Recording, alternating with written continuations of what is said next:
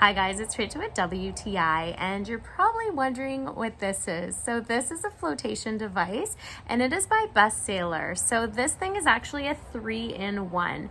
This is also a neck support if you are traveling, and it is also a back lumbar support that you can use in a chair if you do have back problems as well. So this is pretty cool. It does come deflated. It does have a travel pouch as well, and it has a self-inflation pump. This is pretty cool. So you're gonna set it to the right spot where it's gonna intake the air without letting it go out, and you have to keep the cap open, and then you literally pump it till it's full.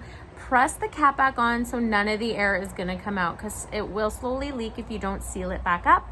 Whenever you want to take it out, you just literally turn the switch the other way and it deflates, ready to pack up and go. So the material on the outside is amazing. It is waterproof. It is like a stretchy polyester, elasticy material. So it does dry quickly and it feels comfortable if you are going to use it in the pool. You can unzip it as well, that if you ever need to replace the inside, you can still keep the outside. It does have a adjustable fastener belt as well that you're able to clip if you're going in the pool, if you want to put it around your neck if you are traveling.